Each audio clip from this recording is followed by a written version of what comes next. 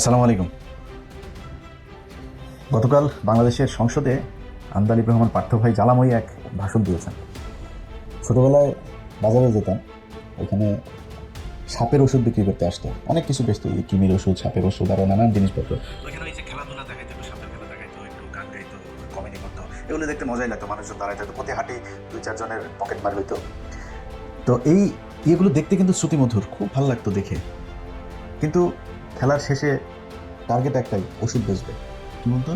বেজি আর সাপের যে যুদ্ধ, এখানে বেজি যে সাপের সাথে যুদ্ধ করে সাপ বেজিকে কামড় দেয়, তারপরেও বেজি কেন মারা যায় না, এই বেজিটা ওই যুদ্ধের মাঝখানেই সে জঙ্গলে যায়, জঙ্গলে যে একটা গাছের শিকড় খেয়ে আসে, সেই শিকড়টা খেয়ে তারপরে আবার ফিরে সে সাপের সাথেই করে, যে কারণে সে মারা যায় না। খেলাধুলা শেষ, ওই যে ক্যাম্পাসের যিনি আসেন, ওই ব্যক্তি ওই শিকড় নাকি সে জঙ্গল থেকে নিয়ে এসেছেন আজকে আমাদেরকে দেওয়ার জন্য। অল্প কিছু শিকড় আছে, সবাই হাত তুলবেন, হ্যাঁ, যে আগে হাত তুলবেন তারা পাবেন, সবাইকে দিতে পারবো না। অল্প কিছু শিকড়, 2 টাকা 5 টাকা 10 টাকা ভাঙায় টাকায় নিয়ে তারপরে ভাঙা একটা গাড়ি আনতো, গাড়িতে করে ছুটতো। যাওয়ার পরে বুঝতে পারতাম বাড়িতে এসে যে এই সাপের এটা তো ভুয়া কথাবার্তা, মিথ্যা। ওই 2 টাকা 5 টাকা 10 টাকা যা গেল সবই ইয়ে। কিন্তু ওই জায়গায় মজা পাইলাম না। কালকে সংসদে পার্থ ভাই মূলত সেই সাপের খেলা দেখিয়েছেন। পার্থ ভাই যখন ইংলিশে কথা বলে, তখন আবার বিএনপির লোকজন একটু বেশি হাততালি দেয়। It is unique. The revolution was unique. এর পরবর্তী government was unique. And what we had a quasi-constitutional government. তো বিএনপির ভাইরা যে এই যে হাততালি টাততালি দিয়েছে না, এই বেশিরভাগই তো ধরেন ওনাদের এখানে অনেক শিক্ষিত পুরুষ আছে, অনেক কী বলবো, যে যার যোগ্যতা সম্পন্ন মানুষজন আছেন, কিন্তু এখানে কিন্তু আন্ডার 5 মানুষজনও কিন্তু আছেন। লেখে 8 পাস 9 পাস এরকম লেখেন ওই হলফনামায়, কিন্তু আন্ডার 5ও আছে, কিন্তু অনেকগুলো আছে বিএনপিতে। তো আন্ডার 5, আন্ডার 8, আন্ডার 10 ম্যাট্রিক, এগুলো তো আপনার ইংলিশ বুঝে নাই। না বুঝে ওরা মনে করছে ইংলিশে যা বলছে ওটা মানে আমার পক্ষে বলছে, আমাদের দলের পক্ষে বলছে, শুনে আরও বেশি থাপড়ানি দিয়েছে। কিন্তু বাস্তবতা হলো, আন্দালিব রহমান পার্থ ভাই কালকে তার বক্তব্যের শুরু থেকে শেষ পর্যন্ত এক ভয়ঙ্কর সাপের খেলা দেখিয়েছেন, যেই বক্তব্যের কোনো সারমর্ম নাই, একদম পুরোটাই ভোগাস, মিথ্যা, অপতথ্য, বিভ্রান্তিমূলক কথাবার্তা বলে গিয়েছেন। কেমন বলেছেন আমি আপনাদেরকে একটা একটা করে বুঝাই। তবে তার আগে পার্থভাইয়ের বক্তব্যটা অল্প একটু আগে আমরা শুনি, উনি কি বলেছেন শুনে। মাননীয় স্পিকার, ব্যাপারটা তো অনেক কমপ্লেক্স, একটা ইউনিক সিচুয়েশন। আমি আমার সম্মানিত বিরোধী দলের নেতাদের চোখে আবেগ দেখি, কথায় দেখি, তবে একটা জিনিস এটাও দেখি যে কেন জানি প্রথম থেকেই আমাদেরকে জুলাইয়ের বিরুদ্ধে নিয়ে যাওয়ার একটা পায়তারা দেখতে পাচ্ছি। ঠিক যেমন, ঠিক আমাকে কথা বলতে দাও। If you understand the decorum, please. আমি কেন was quiet when এটা হবে না কিন্তু। তো আমাকে আওয়ামী লীগ সরকার মনে পড়ে যায়, যে আমরা যদি কোনো কথা বলতাম, যুদ্ধাপরাধের বিচার চায় না। আমরা বলতাম তেলের দাম কত, যুদ্ধাপরাধের বিচার চায় না। আমি অনেকখানি ওই অ্যাটিটিউডটা দেখতে পাচ্ছি। সবচেয়ে বড় কথা, we have no problem with July সনদ। আমাদের প্রবলেম প্রক্রিয়া নিয়ে। আপনারা কোন প্রক্রিয়ায় করতে চাচ্ছেন, এবং আমরা আমাদের ডিসেন্ট, নোট অফ ডিসেন্ট আগে থেকেই দেওয়া।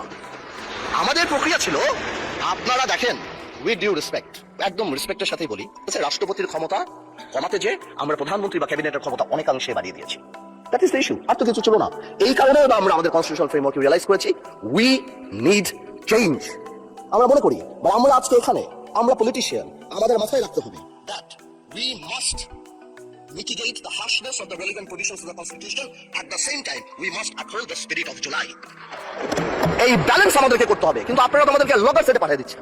আপনারা এখানে যারা বসা, আমার মাননীয় প্রধানমন্ত্রী কত বছর এক্সাইল, পাশে আমাদের মাননীয় এলজিআরডি মন্ত্রী কয়বার জেল খেটেছে, তার পাশে আমির খসরু সাহেব একসাথে জেলে ছিলাম, তার পাশে সালাউদ্দিন সাহেব কতদিন বিদেশে ছিল, এমন একটা ভাব, কত বছর বিদেশে ছিল। এখানে আমরা যারা আছি, আমরা সবাই জুলাই যোদ্ধা। আপনাদের বিরোধী দলীয় সম্মানিত মাননীয় আমাদের যে বিরোধী দলীয় নেতা, উনি ওনার ভাষায় এত সুন্দর করে আমাদেরকে রেকগনাইজ করেন, কিন্তু যখনই ফ্লোর আপনাদের হাতে চলে যায়, আপনারা আমাকে অ্যাটাক করেন অ্যাজ ইফ আমরা জুলাইতে আমাদের কোনো কন্ট্রিবিউশনই নাই।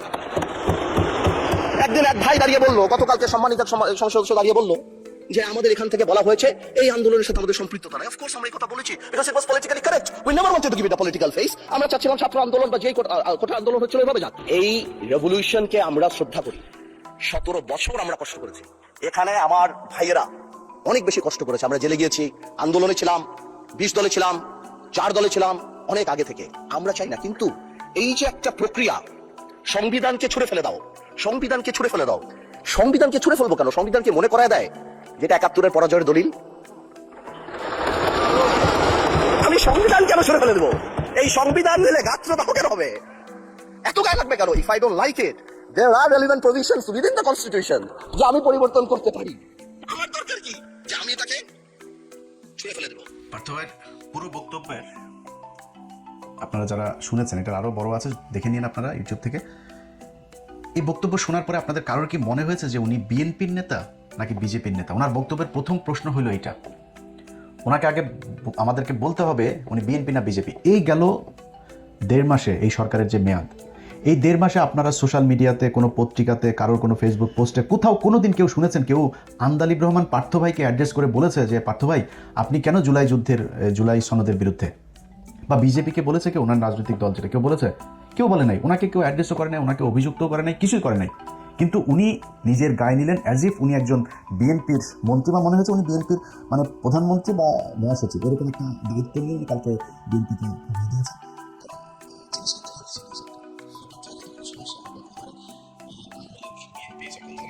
কোনো সমস্যা হয় না। একদিকে হেলাল সাহেবের মেয়ের জামাই ভাইও মোটামুটি ভালো নেতা টেতা ছিল। তারপরে ধরেন এখনও কোনো সমস্যা নাই, আওয়ামী লীগের ব্যবসা পাতি সব কিছু চলেছে, কোনো সমস্যা হয়নি। তো এখন বিএনপি আসার পরে তো ফুল ফেসে ওনাকে বিএনপি হইতে হবে, কারণ আওয়ামী লীগের অনেকের দায়িত্ব কিন্তু পার্থ ভাইয়ের হাতে, পার্থ ভাইয়ের মাথায়। পার্থ ভাইয়ের অনেকের ব্যবসা ট্যাবসা অনেক কিছু দেখাশোনা করা লাগে, তো এগুলি করা লাগে। ওনার কালকে যে বক্তব্য দিয়েছেন সেটাতে উনি বুঝিয়ে দিয়েছেন বিজেপি বলে বাংলাদেশে কোনো দল নাই, উনি বিএনপির। তো পার্থ ভাইয়ের আমি বলবো যে পার্থ ভাই আপনি এক কাজ করেন, আপনি আপনার দল অ্যাবলিশ করে দেন, করে আপনি বিএনপিতে করেন, অথবা দলকে এখানে কোয়ালিশন করেন, কোলাবোরেট করে তারপরে বিএনপির সাথে আপনি মানে একটা সমঝোতার ভিত্তিতে একটা রাজনীতি করেন, সরাসরি বিএনপি করেন। আপনার আর বিএনপিরও আপনার মতো লোকের দরকার আছে, কথাটা বলার, বুঝছেন না, ইংলিশ বাংলা টাংলা মিলায় সুন্দর করে কথা বলার লোক বিএনপিতে নাই। তো বিএনপির এই মুহূর্তে ধরেন আমি ওই যে মোয়াজ্জেম হোসেন আলাল ভাইটাই এরকম কিছু লোকজন আছে, এখানে সংসদেও কিছু লোকজন আছে, বাট বেশিরভাগই মানে একদম উপরের দিকের নেতাদের কারোর কথাই শ্রুতিমধুর না, শুনতে ভালো লাগে না, কেমন যেন মনে হয় আর কি। তো পার্থ ভাই একজন আছে, ওইটার প্রক্সি দিতে পারবে বিএনপির হয়ে, ওনার উচিত। এবং বাস্তবতা হচ্ছে আন্দালিব রহমান পার্থের কিন্তু কোনো দল নাই। বিজেপি নামে যেই দল আপনারা দেখেন সেই দলের কিন্তু কার্যকরী কোনো কার্যক্রম কিংবা সাংগঠনিক কোনো কিছু নাই। ওনার এই দল বাতিল হয়ে যাওয়া উচিত। কারণ হলো ওনার দলের মহাসচিব যিনি আছেন তিনি আমাকে আজ থেকে 2 থেকে আড়াই মাস আগে একটা বক্তব্য দিয়েছেন, একটা অডিও এবং ভিডিও। প্রথমে অডিও নিয়েছিলাম, এরপর আবার ভিডিও উনি দিয়েছেন, সব মিলে ঘন্টাখানেকের একটা রেকর্ড আছে। তো পার্থ ভাই যেহেতু আবার ওনারা কিন্তু আমি পুরোপুরি মানে যেই অ্যাঙ্গেলে আওয়ামী লীগকে বলতাম ওইভাবে কিন্তু পার্থ ভাই বিএনপির লোকজনের বলতে পারি না, কারণ ওনাদেরও তো একসময় পছন্দ করি, এখনও পছন্দ করি, একদম করি না তা না। পার্থ ভাইয়ের প্রতি একটু রাগ আছে, উনি প্রথম আলোয় গিয়েছিলেন, বাট অত বেশি রাগ নাই, আবার পরে ওনার সাথে কথাবার্তা হয়েছিল।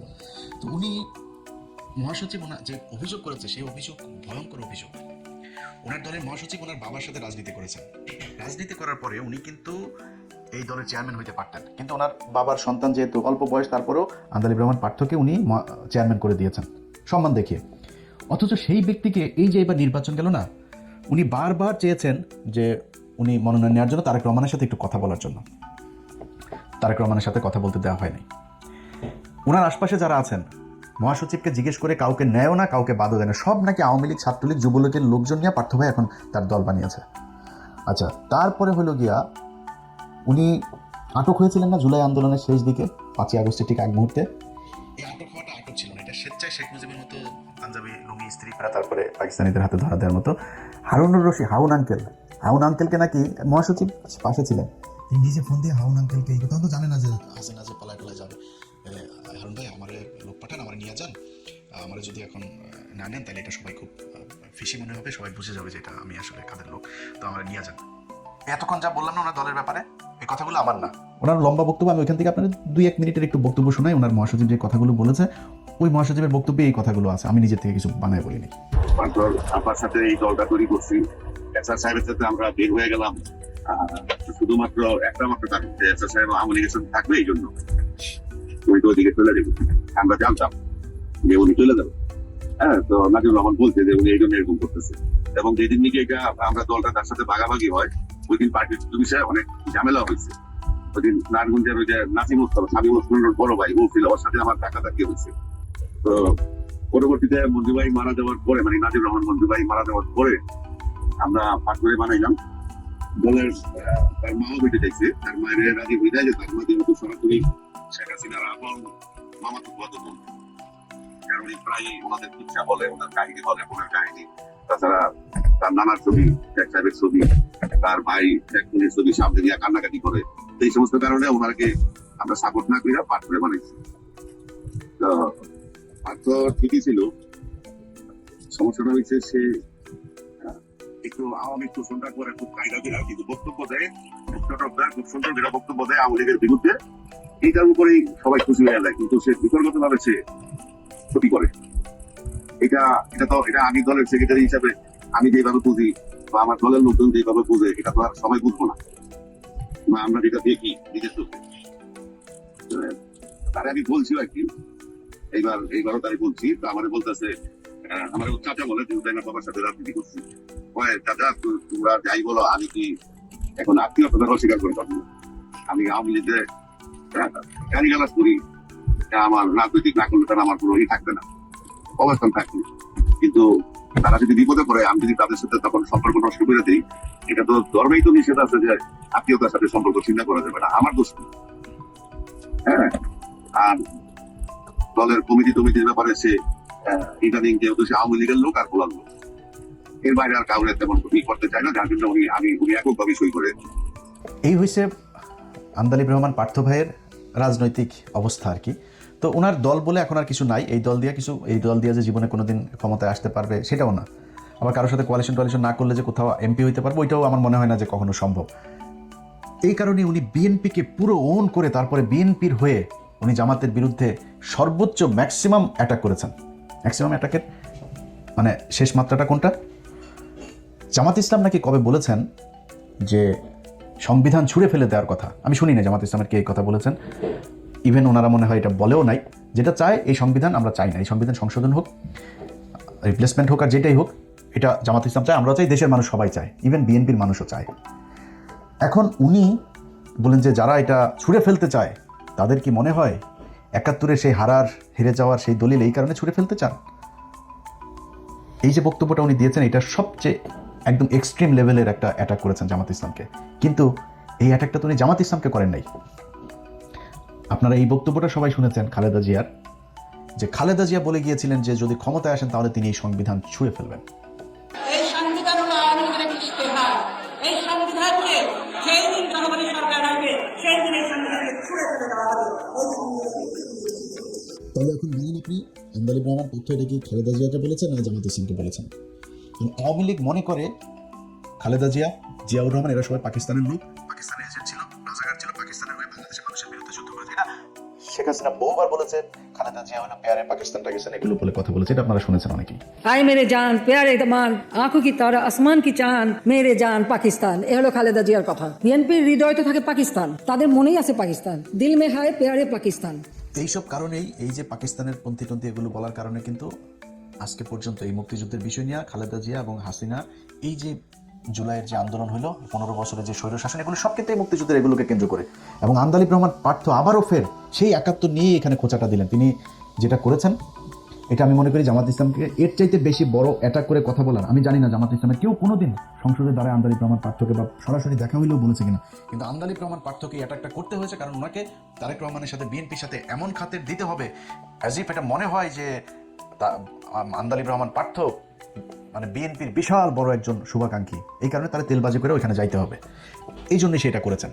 এখন আমার কথা হলো যে যেই সংবিধান নিয়ে আপনি মানে যেই বিষয়টা নিয়ে আলোচনা, যে এই জুলাই সনদ, এটা বিএনপির কেউই চায় না। ওনার বক্তব্যে উনি বলেছেন যে বিএনপিও এটা চায়। তারা জামাত ইসলাম এমনভাবে কথা বলে আমাদেরকে জুলাইয়ের বিপক্ষ প্রতিদ্বন্দ্বী হিসেবে আমাদেরকে দাঁড় করিয়েছে, বা এটা জামাত ইসলাম দাঁড় করায় নাই। আপনি যে বিএনপির হয়ে কথা বলতে চাচ্ছেন, বিএনপি শাস্তে চাচ্ছেন, আপনার সেই বিএনপি এই কাজ করেছে। কি কি করেছে একটা একটা করে বলি। নির্বাচনের আগে ভারতীয় পত্রিকা আনন্দবাজার থেকে শুরু করে NDTV, India today, Indian express, Times, এরা সবাই কি বলেছে যে তারেক রহমান ভারতের সাথে কথা বলে এসেছে এবং তাদেরকে সেই নিশ্চয়তা দিয়ে এসেছে যে তারেক রহমান বাংলাদেশে গেলে হাসিনার রাজনীতি আবার আওয়ামী লীগকে স্বাভাবিক রাজনীতি করতে দিবে, হাসিনার বিরুদ্ধে সব মামলা তুলে নিবে। এটা যে ওদের পত্রিকা বলেছে সেটা না, খালি দলের মহাসচিব থেকে শুরু করে অনেক নেতা এই কথা বলেছেন, আওয়ামী লীগের কোনো মামলা রাখা হবে না, আওয়ামী লীগ বিএনপি ভাই ভাই, আওয়ামী লীগের লোকজন সব বিএনপিকে ভোট দেখ, এই কথা আপনারা প্রকাশ্যে নির্বাচনের ক্যাম্পেইনের সময় বলেছেন। নির্বাচন শেষ হয়েছে, প্রথম বক্তব্য সালাউদ্দিন আহমেদের, আমরা এই সংস্কার গণপরিষদের যেই শপথ এটা আমরা নিব না। হ্যাঁ ভোট না ভোট দিল বাংলাদেশের 80% মানুষ, হ্যাঁ এর পক্ষে ভোট দিল। সালাউদ্দিন সাহেব বলে দিলেন এইটা এই হ্যাভোট নাভোট এগুলি কোনো বিষয়, জুলাই সনদ টনদ এগুলো, কয়েকজন এমপিও বলেছেন এই কথা। সালাউদ্দিন আহমেদ অফিসিয়ালি বক্তব্য দিলেন, যদি এইটা হয় ওইটা হয়, শিলং থেকে এই মেয়ে এনে দেয়, শিলংয়ে আমার আগে যে মদ খাইতে দিত সেই ব্র্যান্ডের মদ দেওয়া হয়, তারপরে শিলংয়ে যাওয়ার আগে যে মাগি নিয়ে আমি ধরা খেয়েছিলাম সেই মাগিকে যদি আমার সাথে নিয়মিত আসতে দেওয়া হইভাবে আমাকে যদি এগুলি করতে দেয়, নানান হয় টয়ের পরে যদি হয় তাহলে হতেও পারে। সালাউদ্দিনের বক্তব্য এটা। কি করলেন সংবিধান সংস্কার পরিষদ, এটা যদি কনস্টিটিউশনে ধারণ করা হয়, সেই মর্মে অ্যামেন্ডমেন্ট হয় এবং সেই শপথ পরিচালনার জন্য সংবিধানের 3য় তফসিলে ফরম হয়, কে শপথ পাঠ করাবেন সেটা নির্ধারিত হয়, এতগুলো হয় এর পরে তারপরে হলে হতে পারে। আচ্ছা, এরপরে উনি বলেছেন যে কেন বিপ্লবী সরকার হইল না, সাংবিধানিক ধারাবাহিকতা কেন রক্ষা করা হইল। ভাই, এই চুপপুরে সরাইতে চেয়েছে ইউনূস, ছাত্ররা, জামাতে ইসলাম, চুপপুরে সরাইতে দেয় নাই বিএনপি, ওয়াকারকে সরাইতে চেয়েছে এই খলিল, এই ইউনূসেরা, ওয়াকারকে সরাইতে দেয় নাই বিএনপি। এটা মানে এটা তো আর আপনার ইয়ের কথা না, বলেছেন বা হওয়ার কথা না। এই রাষ্ট্রপতিরা সাক্ষাৎকার ছিপেছে, আপনি দেখেছেন তো সেটা। রাষ্ট্রপতি সেখানে একদম সরাসরি স্বীকার করেছে। রাষ্ট্রপতির অফিসটা মূলত এখন আওয়ামী লীগের একটা রিহ্যাব সেন্টার। আওয়ামী লীগের যেসব সুশীল ব্যবসায়ী, যেসব বদমাশগুলো আছে, এই বদমাশগুলোর একটা রিহ্যাব সেন্টার। ওইখানে প্রতিদিন তাদের যাওয়া আসা, বিভিন্ন আলাপ আলোচনা, কনস্পাইরেসি এগুলো চলতেছে। এই লোকগুলোকে কিভাবে আপনার এই যে চুপ্পুকে কিভাবে বিএনপি আপনার শেল্টার দিয়েছে, তাকে রাখতে চায় না জামাত ইসলাম, তাকে রাখতে চায় না ইউনূস, তাকে কিভাবে এখন বিএনপি আদর আপ্যায়ন করে, আমরা এগুলো তো নিজের চোখেই দেখছি। এই যে ওয়াকার, তাকে রাখতে চায় না এই ছাত্ররা, বিএনপি তাকে রাখতে চেয়েছে। তারপরে বিপ্লবী সরকার করতে চেয়েছে, বিএনপি হইতে জাতীয় সরকারে যায় নাই, বিপ্লবী না জাতীয় সরকার, বিএনপি জাতীয় সরকারে রাজি হয়নি। তো এগুলো তো ওপেন সিক্রেট। আপনি জানেন না বিএনপিকে কেন সন্দেহের চোখে দেখা হয়? বিএনপির অনেকগুলো এরকম কারণে মানুষ এখন সন্দেহের চোখে দেখে যে বিএনপির কথা আর আওয়ামী লীগের কথা তো একই রকম। ওগুলি সব যদি বাদও দেন, নির্বাচনের পরে কতগুলো আওয়ামী লীগের নেতা জামিনে মুক্তি পেয়েছে। এলাকায় আওয়ামী লীগের লোকজন, আমার এলাকার কথা বলে, আওয়ামী লীগের লোকজন সব এখন ওপেনে আরামসে চলাফেরা করে, সব বিএনপির দলে গিয়ে ভিড়েছে এবং বিএনপি তাদেরকে শেল্টার দিচ্ছে। বিএনপির এমপি তিনি নিজে বলেছেন, হারুন নিজে বলেছে যে থানা ঘেরাও করা হবে যদি আওয়ামী লীগের কাউকে ধরা হয়। এই জন্য বিএনপিকে জুলাইয়ের প্রতিদ্বন্দ্বী হিসেবে দাঁড় করানো হয়েছে। বুঝেন না আপনি? এমনিতেই গাইবি আওয়াজ এসেছে আপনার কাছে আর আপনি শুরু করে দিলেন। মূলত আপনি জানেন, আপনি কিন্তু কথারে মানে টকশো করার জন্য আপনি অনেক এক্সপার্ট। আপনি এই কথার এগেনস্টে কি বলতে হবে সেটা আপনি খুব ভালো করে জানেন, কিন্তু বলেন নাই। না বলে এই যে আজকে টেবিল চাপড়াইছে না বিএনপির অশিক্ষিত কিছু লোকজন, এদের এই চাপড়ানিটা খাওয়ার জন্য আর হলো গিয়া নিজে বিএনপির একটু তেল দিয়ে তারপরে পদধূলি পাওয়ার জন্যই আপনি এগুলো বলেছেন। এটা আমরা বুঝি পারতে পারি। আপনি এত অজ্ঞানী বা এত অশিক্ষিত মূর্খ লোক না, আপনি সব বুঝেন, বুঝেই তারপরে এগুলো করেছেন। এখন কথা হলো যে সংবিধান নিয়ে যদি নাকি আপনারা মনে করেন, যেটা আপনিও আজকে যুক্তি দেখিয়েছেন, এটা সালাউদ্দিন যুক্তি দেখায়, আইনমন্ত্রীও যুক্তি দেখিয়েছে, যে কি এই ধারাবাহিকতাটা করা না হলে আগে কেন বিপ্লবী সরকার করা হয়নি, না হওয়ার কারণে আজকে এখন আমরা রাষ্ট্রপতিকে রেখে সাংবিধানিক ধারাবাহিকতা শেখ হাসিনার সংশোধনী যেটা শেষে করে দিয়ে গেল, কোথাও ছিল আপনার যে তত্ত্বাবধায়ক সরকার আসবে, অনির্বাচিত কোনো সরকার আসতে পারবে। আপনারা এখন বলবেন সালাউদ্দিন এক যুক্তি দেখিয়েছে, প্রধানমন্ত্রী পালিয়ে গিয়েছে, প্রধানমন্ত্রী পদত্যাগ করেছে, এখন আমরা কি করব? প্রধানমন্ত্রী তো বলেছে আমি পদত্যাগ করি নাই, এখন আপনি কই যাবেন? কথার কথা, আমার বিশ্বাস শেখ হাসিনা অধ্যায় বাংলাদেশে শেষ। আওয়ামী লীগ বাংলাদেশে আবার আসবে, হয়তো জাতীয় পার্টি হয়ে তারপরে আসবে। এর বাইরে আর কোনো রাস্তা আমি দেখি না। আওয়ামী লীগে যা করার এগুলি বিএনপি করে যাচ্ছে, প্রক্সি দল হিসেবে ভালোই করছে, ওনারা ভারতকে মনে হয় সুযোগ সুবিধা ভালোই দিবে। তো এটা আমাদের আর দরকার, ভারতেরও হয়তো আর দরকার হবে না আওয়ামী লীগের, যে কারণে আওয়ামী লীগ অধ্যায় শেষ। বাট আওয়ামী লীগ যদি মানে হাইপোথেটিক্যালি যদি আওয়ামী লীগ কোনোদিন কামব্যাক করে, আপনি কি মনে করেন আপনারা যেইভাবে সংবিধান একটু নাড়াচাড়া করতে চান না, রাষ্ট্রপতিকে রেখে এগুলো মানবে আওয়ামী লীগ? সব কয়টার ফাঁসি হবে, সব কয়টার বিচার হবে, একটাও বাঁচতে পারবেন না। সে তো সংবিধান করেন কেন? মানুষের জন্যই সংবিধান। আজকে হ্যাঁ ভোট না ভোটকে আপনি যেভাবে তুচ্ছ তাচ্ছিল্য করছেন, যদি এটা আসলে মেনে, তাহলে তো জিয়াউর রহমান অবৈধ শাসক, স্বৈর শাসক। কারণ জিয়াউর রহমান হ্যাঁ ভোট না ভোটের মাধ্যমে ক্ষমতায় এসে তো স্বৈর শাসক না, ও তো অবৈধ। এবং শেখ হাসিনা তো এই সংবিধানের মধ্যেই সেটাকে অবৈধ করে দিয়ে গিয়েছে। আপনার সরকার তো অবৈধ, এই জিয়াউর রহমানের সরকারটা। তো আপনি এখন এসে সে জিয়াউর রহমানের মতো করেই একটা গোজামিল দিয়ে তারপরে আপনি সরকার গঠন করে মনে করছেন যে আমরা সাংবিধানিক ধারাবাহিকতায় সরকার হয়ে গিয়েছে, এটা মনে করার কোনো কারণ নেই। ভাই, জিয়াউর রহমান, আমি ওনারে পছন্দ করি, অনেক ভালো গুণ ছিল ওনার, কিন্তু ওনার জীবনে এই যে মেজর ডালিম সহ কর্নেল হুদা, তারপরে কর্নেল রশিদ, তারপর আরও যাদেরকে লেফটেন্যান্ট কর্নেল রাশেদ, ওনাদেরকে যে দেশ থেকে বের করেছে না, বের করে যে চোর বাটপারে নিয়ে তারপরে পাশে রেখেছিল, ধান্দাবাজ, তারপরে তেলবাজ, সেগুলি কিন্তু তাকে, এই মঞ্জুর এরাই কিন্তু তাকে মেরেছে, এর সাথে তাকে মেরেছে। অথচ তিনি ডালিমদেরকে বের করে দিলেন। যে কর্নেল তাহের সে জিয়াউর রহমানকে চিঠি পাঠায়, তারপরে কর্নেল তাহের তাকে পার করলেন সিপাহী জনতার বিপ্লব দেয়া, সেই কর্নেল তাহেরকে জিয়াউর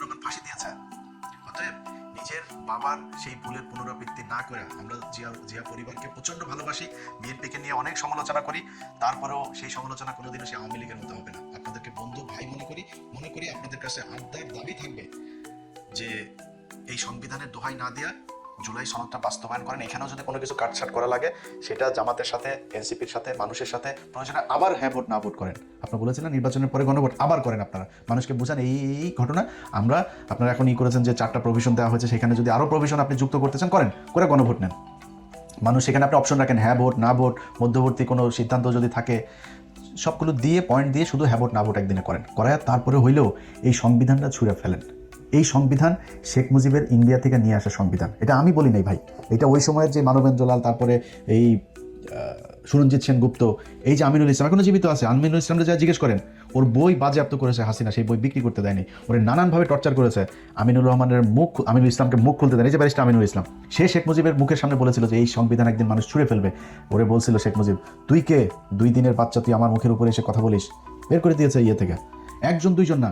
এই যে আমরা আজকে যেই এই মুক্তিযুদ্ধের সর্বাধিনায়ক বলি না, জেনারেল উসমানী, এই যে শেখ মুজিব ওনারে বহিষ্কার করে দিয়েছে, তারপরে মানবেন্দ্র তারে বের করে দিয়েছে, তারপরে হলো গিয়ে আপনার 34 জন।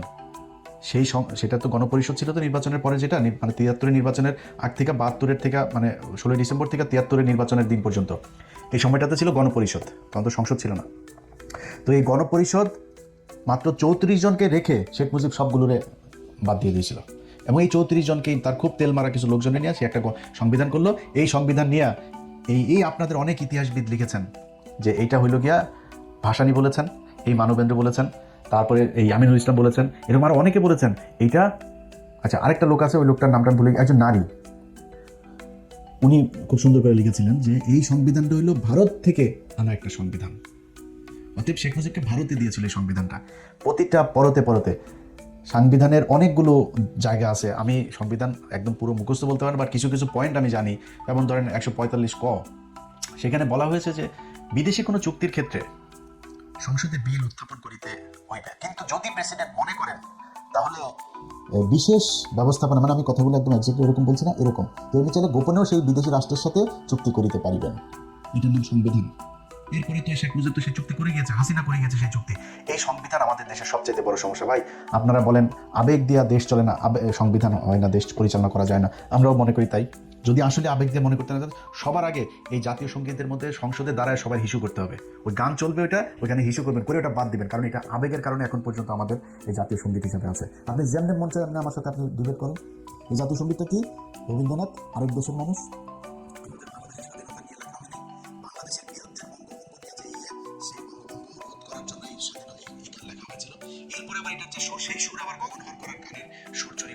বসানো হয়েছে। সো চুরি করা বিদেশি আরেকজন বাংলাদেশ বিদ্বেষী, মুসলমান বিদ্বেষী একজন মানুষের লেখা জিনিসকে আমরা আপনার জাতীয় সঙ্গীত হিসাবে, একজন মুসলমান যদি নাকি এই জাতীয় সঙ্গীত পড়ে, ওরে জীবনে আল্লাহর কাছে গেলে ওরে জবাব দিতে হবে এটা পড়ছিস কেন। এটা ওদের দেবদেবীকে উদ্দেশ্য করে ওরা এই মাগো তোর এগুলি ওরা ওদের জন্য করছে, আমাদের জন্য না। এটা যদি আপনি আমার ইতিহাস দিয়া যদি বুঝাইতে পারেন তাহলে বুঝান, আবেগ দিয়া যদি বুঝাইতে চান তাহলে আরেক জিনিস। আপনারা তো আবেগ মানবেন না, তাহলে জাতীয় সঙ্গীত বাদ দেন, সংবিধান বাদ দেন। এসব গাঁজাখুরি কথাবার্তা বলে টলে মানুষরে জুলাই সনদ থেকে নিয়ে যাবেন, যা মন চায় তাই করবেন, এগুলি যদি করেন ভাই করতে পারবেন, গায়ের জোরে অনেক কিছু করতে পারবেন, কিন্তু মানুষ কিন্তু প্রতিটা ঘটনায় বিএনপির বিরুদ্ধে যাচ্ছে। আন্দালিব রহমান পার্থ ভাইয়ের প্রথম বক্তব্যের শুরু ছিল এমন একটা পরিস্থিতি তৈরি করা হয়েছে, আমরা জুলাই সনদের প্রতিদ্বন্দ্বী আপনাদেরকে জামাত বানায় নাই, আপনারা বানিয়েছেন, জনগণ বলেছে, জামাতের বলতে হয় নাই। জনগণ মনে করে বিএনপি জুলাইয়ের সাথে গাদ্দারি করেছে প্রতিটা জায়গায়। আপনারা শহীদ ওসমান হাদির মৃত্যু হইল, শেখ মুজিবুর রহমানের হলের সামনে নিয়ে লেখা হইল শহীদ ওসমান হাদি হল, সেখানে এই ছাত্র দলের ছেলেপেলেরা যায় তারপরে এক ব্যানার টানিয়ে দিয়ে এসেছে হাদির উপরে। কেন? কারণ কি? আবার তাদের সেই ব্যানারের মধ্যে আবার লেখা শহীদ এই শেখ মুজিবুর রহমান হল। আপনারা জনগণ থেকে বিচ্ছিন্ন হয়ে যাচ্ছেন। এইটা আওয়ামী লীগের মতো পরিণতি হওয়ার আগে যদি বুঝতে পারেন তাহলে আমার মনে হয় আপনাদের জন্য অনেক ভালো। আশা করি ব্যক্তিগত আক্রমণ হিসেবে নেবেন না। পার্থ ভাই আপনার বোঝানোর জন্যই বললাম, আপনার এই মহাসচিবের বক্তব্য পুরোটা আমি ছাড়তে পারতাম, ওনারা আমি বুঝাইছি যে ভাই বাদ দেন, পার্থ ভাই তো তাও তো আওয়ামী লীগের দালালি তো করে নাই, ভেতরে তো ভাই দেশে সবই মুড়ি খায়, তার ই করে লাভ নাই, উনিও খাইতেছে, তারপরে তো আওয়ামী লীগের দালালি করে নাই। সুন্দর করে আওয়ামী লীগের সমালোচনাগুলো অন্তত করেছে আওয়ামী লীগের সময়, ওনারা মাফ করে দেন। আমি বলি নাই আপনার ওই সময় চালিয়ে কিন্তু আপনার দল আমি ভাঙিয়ে দিতে পারতাম, ওনার এই বক্তব্য ওই সময় চালাইতে পারতাম, নির্বাচনের আগে চালাইনি। যাই হোক, ব্যক্তিগত আক্রমণ করার জন্য না, বোঝার জন্যই বলেছি। আশা করি এই সংবিধান ছুঁড়ে ফেলে দিয়ে নতুন করে বাংলাদেশের মানুষের জন্য, বাংলাদেশের মানুষের অধিকার প্রতিষ্ঠার জন্য যা করা যায় সেই অনুযায়ী একটা সংবিধান বাংলাদেশে রচিত হবে।